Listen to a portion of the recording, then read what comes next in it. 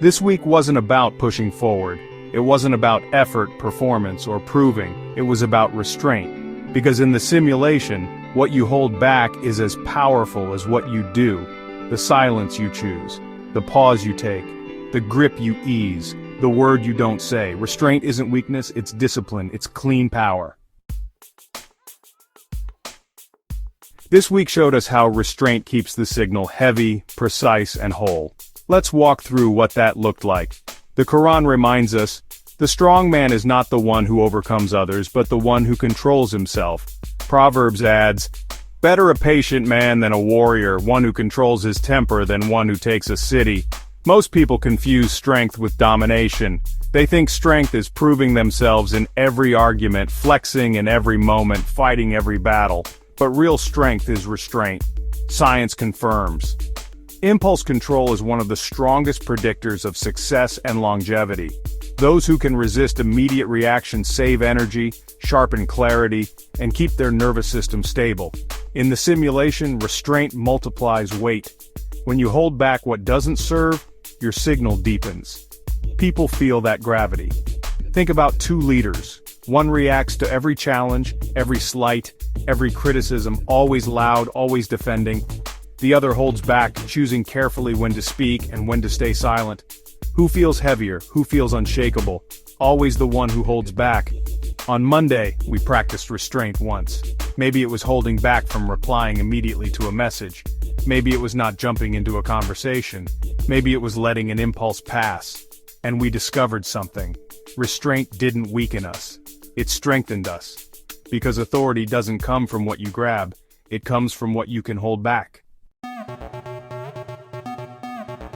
Confucius said, when angry, count to 10 before you speak. James writes, be quick to listen, slow to speak, slow to anger. Between stimulus and response, there is a space, and in that space lives your freedom. Science proves this.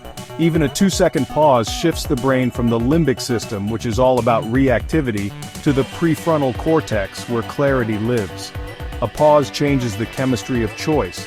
In the simulation, the pause is power. Without it, you're just reacting to noise. With it, you reshape the field.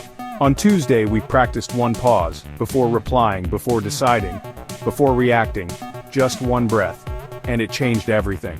The urge to snap softened, the clarity of what needed to be done emerged, the field recalibrated. Imagine an argument where one person pauses instead of firing back. The whole rhythm of the fight changes. Or a negotiation where you let silence hang for a few seconds. Suddenly, the other side reveals more than they intended. That's the power of the pause. Every misstep begins with rushing. Every aligned move begins with a pause. Proverb says, he who guards his mouth preserves his life. The Prophet Muhammad, peace be upon him, taught, speak good or remain silent. Silence isn't weakness, it's strategy. Science confirms, silence sharpens perception. When you stop talking, your awareness heightens. You see what others miss. You catch nuances, tones, signals. Silence isn't passive, it's active observation. In the simulation, silence bends the field. It creates space, and space is where truth rises. On Wednesday, we used silence once as strength. Instead of defending, instead of over-explaining, instead of filling the air, and we discovered silence carried more weight than words could. Think of someone you respect who speaks rarely, but always lands with authority. Their silence makes you lean in. Their few words carry more gravity than endless speeches. Noise evaporates. Silence anchors. Lao Tzu reminds us, the soft overcomes the hard. Zechariah says, not by might nor by power but by my spirit. Force burns energy. Flow saves it. Most of us try to control outcomes with force, pushing harder, gripping tighter, fighting the current. But the harder we push, the more drained we become. Science confirms adaptive strategies outperform rigid ones. Flow states create efficiency, creativity, and sustainability. In the simulation, force scatters, flow multiplies. On Thursday, we practiced easing one grip. Maybe it was a work task where we were over-controlling. Maybe it was a conversation where we were trying to push someone. Maybe it was even in the gym, releasing force into rhythm. And when we stopped forcing, things aligned. The current carried what effort couldn't. The room softened. The path revealed itself. Flow isn't passive, it's intelligent. It lets the field do the heavy lifting. Proverbs teaches, even a fool is considered wise when he holds his tongue. Ecclesiastes says, there is a time to be silent and a time to speak. We spend so much time measuring ourselves by what we do, what we say, what we show. But in truth, what we don't do often carries more weight. Science shows restraint preserves credibility.